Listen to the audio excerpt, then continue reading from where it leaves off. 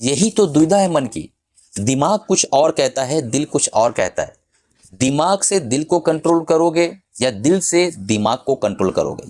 ETF के अंदर जब मार्केट के अंदर गिरावट हो रही हो उस समय मैं कौन सी स्ट्रैटेजी यूज़ करता हूँ, कौन सी स्ट्रैटेजी है जिसके ज़रिए जो है मैं ईटीएफ्स के अंदर एंट्री करता हूँ mid cap small cap ETFs के अंदर, तो वो स्ट्रैटेजी मैं आज इस वीडियो के अंदर आप लोगों को सिखाने वाला हूँ, समझाने वाला हूँ। तो सबसे पहले देख लेते हैं कि हम इस वीडियो के अंदर क्या क्या सीखने वाले हैं। पहली चीज़ कि सेबी ने जो रेगुलेशन लगाया है स्मॉल कैप और मिड कैप के अंदर, उसके ऊपर हम चर्चा करेंगे। दूसरा पॉइंट हम देखने वाले हैं कि जो फ्रोथ आ गया है, रेगुलेशन जो उनका कहना है कि एक तरह का जो है झाग आ गई है, जब बहुत तेज़ी से पानी गिरता है तो ऊपर एक झाग दिखाई देती है, उसे फ्रोथ कहते हैं। तो वो क्या चीज़ है। और तीसरी बात करेंगे कि निफ्टी 2019 से और अभी तक की कितनी चली है और क्या निफ्टी के अंदर एक मेजर करेक्शन आ सकता है, उस पर बात करेंगे। और हम पांचवा पॉइंट डिस्कस करने वाले हैं रेट कट के बारे में कि रेट कट क्या वाकई फेड करने वाला है या अभी और डिले करेगा, क्या करेगा, वो सारी चीज़ें डिस्कस करने वाले हैं। और एक पॉइंट डिस्कस करेंगे कि हम जो है इन्फ्लेशन डाटा जो अभी यूएस का आया हुआ है उसका क्या इम्पैक्ट पड़ सकता है मार्केट के ऊपर। आगे का एक पॉइंट और डिस्कस करने वाले हैं कि ईटीएफ के अंदर बेहतरीन से बेहतरीन यानी बेस्ट तरीका क्या है ईटीएफ के अंदर एंट्री करने का, और एक स्ट्रैटेजी जो मैं देने वाला हूँ इस वीडियो के अंदर वो डिस्कस करने वाले लास्ट में। तो इस तरीके के कुल मिला के जो है हम 7 पॉइंट्स को डिस्कस करेंगे, बिना स्किप किए हुए लास्ट तक देखिए ताकि सारी चीज़ें आप समझ सके और प्रॉपरली इम्प्लीमेंट कर सके। अगर वीडियो को अभी तक सब्सक्राइब नहीं किया है सब्सक्राइब कर लिए, चैनल पर नए हैं तो बेल बटन दबा दीजिएगा ताकि जब भी नए वीडियो डालूँ, नए कंटेंट आए तो आप तक पहुँच सके और आप उससे फ़ायदा उठा सके दोस्तों। तो चलिए शुरू करते हैं। जो हमने स्ट्रैटेजी देने का प्लान किया है इन बिटवीन मैं वो स्ट्रैटेजी डिस्कस करूंगा, तो बिना स्किप किए सारे पॉइंट्स को समझिए ताकि इस वीडियो के अंदर जो मेन चीज़ मैं बताना चाहता हूं वो आप तक वो मैसेज पहुंच सके। सबसे पहले सेबी जो है एक डंडा मारती है कि मिड कैप स्मॉल कैप के अंदर बहुत ही ज़्यादा फ्रोथ आ चुका है, बहुत ज़्यादा रनअप कर चुके हैं। तो ये जो एक बात बताऊं आपको कि सेबी का काम है रेगुलेट करना, ठीक है, कोई कमेंट्री करना सेबी का काम नहीं है। बट एक चीज़ समझ लीजिए कि सेबी हमेशा जो है छोटे निवेशक रिटेल इन्वेस्टर्स के फेवर की ही बात करती है। तो अगर सेबी ने ये कहा है तो इसमें कोई बुरी बात नहीं है। रनअप ज़्यादा हो चुका है। अगर हम देखें mid cap small cap space के अंदर तो कई स्टॉक्स बिना सर पैर के, बिना हाथ पैर के जो है बिल्कुल घोड़ों की तरह दौड़े जा रहे थे। ना कोई अर्निंग है, ना कोई मतलब अंडरलाइन कोई बहुत बड़ा कारोबार है, बट वो 500%, 600%, 1000 गुना इस तरीके के जो है रनअप हो रहे थे। आने वाले 20-20, 30-30 साल की जो उनकी अर्निंग है उसको उन्होंने डिस्काउंट कर लिया प्राइस में। तो ये गलत है दोस्तों, इसकी मैं कड़ी और घोर निंदा करता हूँ। इस तरीके का रनअप नहीं होना चाहिए। सेबी ने जो कहा बिल्कुल सही कहा, छोटे और स्मॉल जो निवेशक होते हैं उनके हक में बहुत बेहतरीन उन्होंने कहा। बट क्या मिड कैप हमें छोड़ देना चाहिए? यही तो बात है इस वीडियो का, यही तो सार है कि हम आज सब चीज़ें सिखाने वाले हैं आपको। तो हम ये बताना चाहते हैं कि जो फ्रोथ है दोस्तों, ये यहाँ पर हम कह सकते हैं कि एक तरह का जो है प्रॉफिट बुकिंग है, क्योंकि न्यूज़ जब आई है उसके बाद मार्केट गिरना शुरू हो गई है। तो प्रॉफिट बुकिंग भी हो सकती है। हो सकता है कि कुछ निवेशक छोटे जो हैं 200-300% के प्रॉफिट में बैठे हों वो भाग रहे हों, कुछ भी हो सकता है। बट अगर हमें मिड कैप को पकड़ना है, मिड कैप को समझना है, तो हमें किस स्ट्रैटेजी से एंट्री करना है वो आज हम बात करने वाले हैं। और ईटीएफ के थ्रू हम किस तरीके से काम करेंगे उस पर हम आज चर्चा करने वाले हैं। तो आगे बढ़ते हैं, देखते हैं कि निफ्टी क्या वाकई बहुत ज़्यादा भाग चुकी है, क्या हम बहुत ज़्यादा ओवर हीटेड हो चुके हैं, क्या हमारा मार्केट बहुत ज़्यादा ओवर वैल्यूड हो चुका है, उस पर डिस्कस करेंगे। तो अगर हम निफ्टी का रनअप देखें तो पिछले 2019 से लेके 2024 के बीच में निफ्टी ने 75% का रिटर्न दिया है। बीच का जो पीरियड है कोरोना वाला वो मैं स्किप कर रहा हूं क्योंकि वो जो है एक अनएक्सपेक्टेड पीरियड था। सदियों में एक बार आने वाला पीरियड था, तो उसको हम कट ऑफ कर रहे हैं। 2019 के हाई से देख रहे हैं, जहां पर निफ्टी खड़ी थी लगभग 12,500 पे, वहां से हम देख रहे हैं और इस वक्त हम खड़े हैं 22,000 के करीब करीब। तो लगभग निफ्टी ने 75% का रनअप किया है पिछले 5 साल के अंदर अंदर। तो एक 15% का CAGR तो यहाँ पे बनकर सामने नजर आ रहा है। 13 से 15% के बीच का हमें रिटर्न निफ्टी ने बना के दिया है। तो निफ्टी ने अपना जो पुराना हिस्टोरिकल रिटर्न है वही रिटर्न दिया है, कोई बहुत ज़्यादा रिटर्न नहीं दिया है अभी तक के। ठीक है, ये पॉइंट आपको क्लियर होना चाहिए। अब हम देखते हैं कि 2021 के बाद निफ्टी ने एक मेजर करेक्शन किया और 1.5 साल का पीरियड ऊपर नीचे करते रही। आप चार्ट देख सकते हैं, उस पीरियड के अंदर अगर आप सही से देखें तो निफ्टी ने एक बहुत बेहतरीन करेक्शन का टाइम गुजारा। एक अच्छा करेक्शन भी निफ्टी ने दिया, 15 से 18% का करेक्शन भी उस वक्त हुआ था ऊपर से नीचे तक का। इसके बाद जो रनअप हुआ तो उसने जो हाई ब्रेक किया और अभी हम जहां खड़े हैं वो सिर्फ और सिर्फ मात्र 16% के आसपास का हाई बना है। तो हम ये कह सकते हैं कि पिछले 2 साल के अंदर निफ्टी ने सिर्फ 16% का जो है रिटर्न बना के दिया है और 16% के हिसाब से देखें तो सिर्फ 8% का CAGR बनकर आता है। तो हम ये कह सकते हैं कि निफ्टी ने अभी तक बिल्कुल भी रिटर्न नहीं दिया है। आप मेरी बात से सहमत हैं तो कमेंट करके बताइए, और नहीं सहमत हैं तो आप ये कमेंट बताइए करके कि सर हम आपकी बात से सहमत नहीं, ये वजह क्या है दोस्तों। जब आप कमेंट करते हो तो उस वक्त हमारे बाकी सब्सक्राइबर, बाकी व्यूवर्स तक वो कमेंट जाता है और लोगों को ज्ञान बढ़ता है। हमारा चैनल एजुकेशनल चैनल, यहाँ पे कोई बाय सेल टिप्स वगैरह आप प्रोवाइड नहीं होती, आप अच्छे से ये चीज़ को जानते हैं। अगर हम यहाँ से देखें कि निफ्टी ने सिर्फ और सिर्फ 8% एक एनुअल रिटर्न के हिसाब से दिया है, तो निफ्टी का जो हिस्टोरिकल रिटर्न है 12 से 15% का, तो उससे कम दिया। तो यहाँ पे स्पेस बन रहा है कि निफ्टी और यहाँ से ऊपर जा सकती है, ये हमें यहाँ से संकेत मिल रहे हैं। अब यूएस का इन्फ्लेशन जो डाटा है, तो यहाँ सुनने में आ रहा है कि CPI जो है वो बढ़ा है 3.8% से। ठीक है, कंज्यूमर प्राइस इंडेक्स जो होता है वहाँ का, वो जो है 3.8% से बढ़ा है। इसलिए फेड जो है हो सकता है रेट जो है अनचेंज रखे, रेट जो है कट ना करे। अब अपने आप से एक सवाल पूछिए, क्या बिना रेट कट किए हुए फेड जो है रह सकती है? क्या बिना रेट कट किए हुए बहुत ज़्यादा सालों तक फेड रह सकता है? डीले हो सकता है, 2 महीना, 3 महीना, 4 महीना डीले कर सकता है, बट रेट तो उसको कट करना ही पड़ेगा दोस्तों। क्यों? क्योंकि अगर रेट नहीं कट करता है फेड, तो यहाँ से जो है बैंक बहुत सारे जो है वो डिफ़ॉल्ट कर जाएंगे। क्योंकि यही वजह है कि दोस्तों इतने हाई रेट पर बहुत ज़्यादा दिनों तक टिकी नहीं रह सकती है मार्केट। रेट कट करना, फिर रेट बढ़ाना, फिर रेट कट करना, फिर रेट बढ़ाना, ये जो है एक तरह का सृष्टि का नियम है, फाइनेंस का नियम है। ये करना ही पड़ेगा उनको। डीले कर सकते हैं, कट नहीं कर सकते हैं। तब एक बात अपने आप से पूछो, अपने मन से पूछो कि अगर रेट कट डिले हो रहा है और उसकी वजह से मार्केट नीचे आ रही है, तो ये हमारे लिए फेवरेबल चीज़ है या नुकसानदेह चीज़ है? खुद ही सोच के बताओ, नीचे कमेंट करके बताओ कि आपको इससे बेनिफिट होगा या लॉस होगा। अगर फेड रेट नहीं कट कर रहा है और मार्केट नीचे आ रही है, तो आप इससे बेनिफिटेड होंगे ना। सस्ते दामों पे आपको सारी चीज़ें मिल रही, जो आपको पसंद है वो सारी चीज़ें आपको सस्ते में मिल रही है, तो उसका फ़ायदा उठाओ। ठीक है, अब यहीं से हम जो है एक बात करेंगे कि dollar cost averaging. Dollar cost averaging क्या है? एवरेजिंग के ऊपर मेरा एक वीडियो बनना बाकी है, मैं बनाऊंगा। आप लोगों ने बहुत कमेंट किया, बहुत सारा प्यार किया उस वीडियो के अंदर कि डाउन साइड जो है एवरेजिंग नहीं किया था, उस पर मैंने एक वीडियो बनाया था, देख सकते हैं। तो डॉलर कॉस्ट एवरेजिंग जो है ये एक फिनोमिना है। अगर इसको मैं समझाऊंगा तो वीडियो से हम हट जाएंगे, इसी वीडियो पे रहते हैं। जब मैं एवरेजिंग के ऊपर वीडियो बनाऊंगा उस वक्त इसको मैं समझा दूंगा। तो दोस्तों यहाँ से अब हम आगे बढ़ते हैं दूसरे पार्ट में कि ETF के अंदर जो है किस तरीके से हमें काम करना है और कौन सा ETF हमने सेलेक्ट किया है मिड कैप का। तो हमने सेलेक्ट किया है हमारे फाइनेंस के लिए, मेरा पर्सनल ओपिनियन है, कोई बाय सेल रिकमेंडेशन नहीं है, HDFC मिड कैप 150 इस ETF को हमने सेलेक्ट किया है।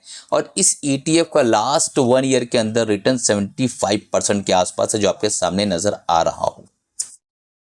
75% का रिटर्न और ऊपर से करेक्शन लगभग हमें एक 15 से 16% का करेक्शन यहाँ पे दिखाई दे रहा है। तो ये जो है हमें 16% 15% करेक्शन में इस वक्त मिल रहा है। स्ट्रैटेजी क्या होगी, इसके अंदर क्या क्या कंपनियां हैं, तो आप कंपनियां देख सकते हैं। 150 कंपनी के आसपास इसमें है ऑलरेडी। इस ETF के अंदर सारी कंपनियां हैं। नीचे लिंक भी मैं डाल दूंगा, आप जाकर चेकआउट कर सकते हैं। इन कंपनियों के अंदर ये ETF के द्वारा पैसा जो है लगाया जाता है। ETF क्या होता है, आपको पता है कि एक बहुत सारी कंपनियों का एक समूह होता है, एक बास्केट होता है, और इसके पीछे एक फंड मैनेजर होता है जो डायरेक्टली जो है एक तरह का एक ग्रोथ फंड है। तो ये जो है डायरेक्ट इन्वॉल्व होता है बाइंग और सेलिंग में, हमें कोई दिमाग नहीं लगाना होता है। अब मार्केट गिर रही है तो हम किस तरीके से इसके अंदर एंट्री करेंगे और किस तरीके से अपने लिए पैसा बनाएंगे, किस तरीके से इसके अंदर हम करोड़ों जनरेट कर सकते हैं, उसकी विधि, उसका जो है स्ट्रैटेजी, उसका प्रोसेस अब हम आगे डिस्कस करने वाले हैं। लास्ट साल का देखें रिटर्न तो निफ्टी के मिड कैप ने 25% का रिटर्न दिया, आपके सामने चार्ट आ रहा होगा। और इस ETF ने जो है 46% का एब्सोल्यूट रिटर्न दिया है। तो इससे क्या समझ में आता है कि इसका फंड मैनेजर जो है वो उसके अंदर एक बेहतरीन स्किल है जो कि अंडरलाइंग इंडेक्स को भी बीट करने की क्षमता रखता है। तो इसी के साथ हम जुड़ने वाले हैं। कैसे जुड़ेंगे, किस तरीके से एंट्री होगी, यही तो खेल है। और यही इसीलिए तो आप इस वीडियो को देख रहे हैं ताकि समझ सके कि हमारे सर जो हैं किस तरीके से काम करने वाले हैं। दोस्तों, आप लोगों ने मुझे सुपर थैंक्स भेजा है, तो आपने जो मुझे सुपर थैंक्स की शक्ल में जो गुरु दक्षिणा दी है उसके लिए बहुत बहुत शुक्रिया। मैं आपका आभारी हूँ कि आप मुझे अपना गुरु मानते हैं, मेंटर मानते हैं। जो भी स्टूडेंट्स हमारे गुरु दक्षिणा भेजना चाहते हैं, नीचे जो एक बॉक्स आ रहा होगा सुपर थैंक्स का, वहाँ से आप 1 रुपया भी भेजते हैं तो मेरे लिए बहुत बहुत बड़ी रकम होती है। तो वहाँ से आप भेज सकते हैं। आप गूगल पे वगैरह कुछ पूछता, आप देख लीजिएगा किस तरीके से, वहाँ से आप सेंड कर सकते हैं गुरु दक्षिणा। चलिए आगे बढ़ते हैं। तो HDFC का जो मैंने स्ट्रैटेजी बनाया है, बहुत सिंपल स्ट्रैटेजी। जैसे आपने हमेशा देखा होगा कि सर की स्ट्रैटेजी बहुत सिंपल होती है। मैंने इस चार्ट की एनालिसिस की और इस चार्ट में मुझे 2 चीज़ें बहुत क्लियर कट दिखाई दी। पहली चीज़ कि चार्ट सीधा 45 के एंगल से ऊपर की तरफ जा रहा है, 45 की डिग्री बनाते हुए, यानी इसके अंदर बहुत बेहतरीन मोमेंटम है और बहुत ही अच्छे स्पेस से ऊपर की तरफ ये जा रहा है। अब बीच में अड़चने आ गई, बीच में चोट तो लगेगी। जब तेजी से भागेगा कोई घोड़ा तो उसे चोट लगती है। बीच में अड़चने आ गई, सेबी ने ये कह दिया कि फ्रोत है, ये सारी चीज़ें, तो प्रॉफिट बुकिंग आ गई और ये आना भी चाहिए। प्रॉफिट बुकिंग अगर नहीं आएगी तो आपको, अगर घोड़े को चोट नहीं लगेगी, घोड़ा रुकेगा नहीं, तो आपको चढ़ते घोड़े पे चढ़ने की जो सवारी होती है वो कला तो हर एक को आती नहीं है। चलते हुए घोड़े पे तो वो जब रुकेगा तो ही आप चढ़ पाएंगे। तो अब ये रुक गया है, तो चढ़ना किस तरीके से, बस वही इस स्ट्रैटेजी के अंदर मैं आपको सिखाने वाला हूँ। एक स्ट्रैटेजी बना के जब किसी चीज़ में आप काम करते हैं ना, तो आपके हारने की संभावना काफ़ी कम हो जाती है। और ETF काफ़ी सिक्योर और काफ़ी सेफ है। मैंने ढेरों सारे वीडियो बना रखा है, आप जाकर वहाँ पर चेकआउट कर सकते हैं, देख सकते हैं। तो अब हम जो है, जो मैंने नोटिस किया, जो मैंने ऑब्जर्व किया चार्ट के अंदर, कि 14 रुपीज़ से लेके 19 रुपीज़ तक का ये जो एरिया है ना, यहाँ पे अगर इसको एक्यूमुलेट करने की कला हमें आ गई तो ये मान लो कि हम इस घोड़े पे चढ़ जाएंगे। इसने अपनी शुरुआत की थी लगभग 11 रुपये से और ये तेज़ी के साथ भागा 19 रुपये तक। एक साल के अंदर 75% के आसपास का रिटर्न दिया और अब यहाँ से ऊपर से नीचे 16% के अंदर 16% 15% की गिरावट दिखा रहा है। ठीक है, अगर हम फीबो लगाएं तो फीबो भी हमें कह रहा है कि 50% का जो रिट्रेसमेंट है, जिसे हम एक हेल्दी रिट्रेसमेंट मान सकते हैं, वो है 15 के आसपास। ठीक है, तो फीबो कह रहा है कि 15 के आसपास। अगर हम सुपर ट्रेंड लगाएं तो वो कह रहा है कि 15 के आसपास वीकली सुपर ट्रेंड, वही डिफॉल्ट सेटिंग रखे 37 का। अगर हम 200 मूविंग एवरेज लगाएं तो वो भी कह रहा है 15 के आसपास का।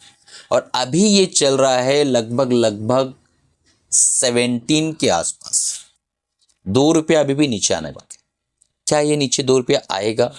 आप कमेंट करके मुझे बताइएगा। मैं ये मान के चल रहा हूं कि शायद ना आए, और मैं ये मान के चल रहा हूं कि शायद आ जाए। यही तो दुविधा है मन की। दिमाग कुछ और कहता है, दिल कुछ और कहता है। दिमाग से दिल को कंट्रोल करोगे या दिल से दिमाग को कंट्रोल करोगे, या आप मुझे बताओ कमेंट करके। किस चीज़ से किस चीज़ को कंट्रोल करोगे तो ज़्यादा फायदा आपको होगा।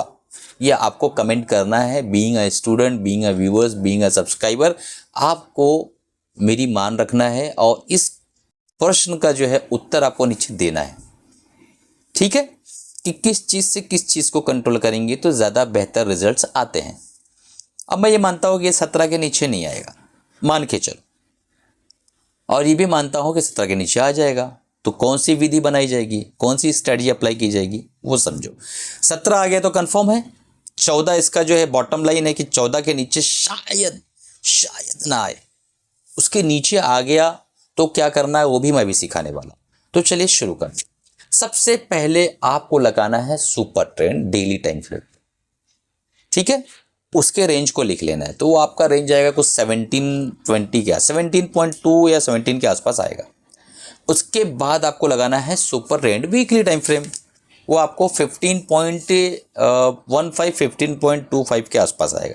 तो 17 से 15 के बीच का जो एरिया है, ये दो सुपर ट्रेंड, दो अलग अलग टाइम फ्रेम के बीच का एरिया है। ठीक है, और उसके बाद आपको लगाना है 200 weekly moving average, daily moving average लगा दीजिए, कोई प्रॉब्लम नहीं। ठीक है, तो वो भी आपको 15 के आसपास निकल कर आएगा। तो हमें ये समझ में आ गया कि हम जो है 17 से 15 के बीच में ही इसको एक्यूमुलेट करेंगे और 14 तक भी ये जा सकता है, तो हमारे पास फंड होना चाहिए। तो सबसे बेहतरीन तरीका है कि इस एरिया को, इस जोन को हमने निकाल लिया। अपना जो भी फंड है, मान लो हमें 100 रुपया डालना है, उस 100 रुपये को हम 5 पार्ट में डिवाइड कर दें और एक एक पार्ट जो है हम यहाँ से धीरे धीरे, जैसे कुछ पार्ट्स हमने 17 पे ले लिए, तो कुछ पार्ट्स हमने 16 पे लिए, कुछ पार्ट हमने 15 पे लिए, कुछ पार्ट हमने 14 पे लिए। अब आप ये कहेंगे कि सर अगर 15, 16, 17 नहीं आए तो दोस्तों ETF के अंदर एंट्री करना है ना, एक चीज़ याद रखिए, कम से कम आपको 1 से 3 महीना लगता है ढंग से ETF के अंदर पोजीशनिंग बनाने के अंदर। ये नहीं कि आ जाए कल भाग गए, ऐसा नहीं होने वाला है। और एक चीज़ और सुन लो, अगर इस ETF में एंट्री कर रहे हो, मैं करने वाला हूं, आपको बता देता हूं, डिस्क्लेमर दे रहा हूं, कोई बाय सेल रिकमेंडेशन नहीं मेरी तरफ से। आप अपने फाइनेंशियल एडवाइजर से राय मशवरा लेने के बाद काम करिएगा। मैं करने वाला हूं, तो मैं अगर कर रहा हूं तो मैं यहां पर 1 साल से लेके 2.5 साल, 2 साल, 3 साल का व्यू बना के आ रहा हूं। और मुझे इसके बीच में ज़्यादा नहीं, एनुअल 25-30-25% का CAGR रिटर्न चाहिए। बहुत ज़्यादा कमाने के लिए नहीं आ रहा मैं। मुझे 2 साल बाद ये 50-60-70% का रिटर्न भी दे देता है यहाँ से जहाँ हम लोग इस वक्त खड़े हैं, मैं खुश हूँ। ठीक है, और सरकार कौन सी आएगी कौन सी नहीं आएगी लगभग वो तय है, आप जानते हैं। ठीक है, मुझे बताने की कोई ज़रूरत नहीं है। तो अगर वो सरकार आ जाती है तो आपको कितना रिग्रेट होगा कि ये रैली के अंदर इतना अच्छा करेक्शन मिल रहा था। डॉक्टर मजहर ने, हमारे सर ने, हमारे गुरु ने सही तरीके से की स्ट्रैटेजी दी थी, उस पर एक डेडिकेटेड वीडियो बनाया था 15-20 मिनट का, और हमने उसको समझा और हमने उसको माना नहीं। हमें उसको मान लेना चाहिए था। अफसोस होगा कि नहीं होगा, सच बताइएगा, होगा ना। तो इस तरीके से काम करना है। और हमारा मन जो है बहुत ज़्यादा चंचल है, हम चाहते हैं हमें 2-5 दिन में पैसा मिल जाए, ऐसा मिलता नहीं है, वक्त लगता है। अगर आप गिरती मार्केट में पैसा माल नहीं खरीदोगे पैसा लगाकर, तो चढ़ती मार्केट में आप कैसे पैसा कमाओगे। और चढ़ती मार्केट के अंदर अगर आप पैसा प्रॉफिट बुकिंग नहीं करोगे तो आप गिरती मार्केट में पैसा नहीं रहेगा तो कैसे खरीदोगे। अगर इस एक लाइन को आपने समझ लिया ना, आप शेयर मार्केट को समझ गए। तो ये वीडियो के अंदर मैंने 7 पॉइंट्स को डिस्कस किया है। 7 पॉइंट्स कैसे लगे कमेंट करके बताइएगा। और जो है दोस्तों, वीडियो कैसा लग रहा है लाइक करिए, अपने 3 दोस्तों तक शेयर करिए। एक कमेंट मैं आप लोगों को होमवर्क दे रहा हूँ। इतनी बड़ी मेहनत के बाद 20 मिनट मैंने आप लोगों के लिए मेहनत किया है। काफ़ी कंटेंट ढूंढने में टाइम लगता है दोस्तों। तो आप जो है मुझे एक कमेंट करके, प्यारा सा कमेंट, या ट्रोल करना है तो प्यार से ट्रोल, इस तरीके से कुछ करके आप अपनी जो है एक एंगेजमेंट जाहिर करें कि सर हम आपका वीडियो देख रहे हैं, हम सीख रहे हैं, हम लर्न कर रहे हैं, सारी चीज़ें। बाकी सुपर थैंक्स का ऑप्शन मैंने नीचे बता दिया। गुरु दक्षिणा आप दे सकते हैं, नहीं दे सकते हो, आपकी मर्जी है दोस्तों। तो अब जो है इस वीडियो को ख़त्म करने का वक्त आ गया है। अगर कोई सवाल है, कोई टॉपिक पे वीडियो चाहिए, कमेंट करिएगा। अगर ETF का प्रोग्राम आप करना चाहते हैं तो 2 हफ्ते के बाद यानी अप्रैल के सेकेंड वीक के अंदर जो है ETF का प्रोग्राम हमारा शुरू हो रहा है। मात्र 2000 रुपया फीस है, आप उसको इनरोल कर सकते हैं। आपके साथ 2.5 घंटा मैं लाइव रहूँगा और आपको उस प्रोग्राम के बारे में जो है कंप्लीट पूरा सिखाऊंगा कि ETF में किस तरीके से काम किया तो किस तरीके से प्रॉफिटेबल हो जाता है। अगर आपको प्रोग्राम पसंद नहीं आएगा तो आपका पैसा रिटर्न दे दिया जाएगा, ये मेरी गारंटी है। अगर आप उसके अंदर उस प्रोग्राम में अगर आप प्रॉफिट नहीं कमाते हैं उस प्रोग्राम को करने के बाद ETF में ट्रेड करके, तो आपका पैसा जो है मैं रिटर्न कर दूंगा, उसके लिए आप बेफिक्र रहो। ठीक है, तो इस तरीके से काम करना है, जुड़े रहना है, जुड़कर मजबूती के साथ जो है कदम से कदम बढ़ाकर साथ में जो है हमें एक साथ अमीर होना है। चलिए दोस्तों, बहुत बहुत शुक्रिया। कमाते रहिए, खुश रहिए। अपने फाइनेंशियल एडवाइज़र से राय मशवरा लेके काम करिएगा। मैं कोई सेबी रजिस्टर्ड एडवाइज़र नहीं हूँ। मेरी जो सलाह है, मेरा मशवरा हो सकता है 100% गलत भी हो जाए और पूरे पैसे आपके डूब भी जाए, ये भी हो सकता है। तो आप अपने फाइनेंशियल एडवाइज़र से राय मशवरा लेने के बाद ही HDFC मिड 150 के अंदर जो है काम करिए। चलिए मिलते हैं अगले प्रोग्राम में अगले वीडियो के साथ। तब तक के कमाते रहिए, खुश रहिए, अपना और अपनी फैमिली का ख्याल रखिए।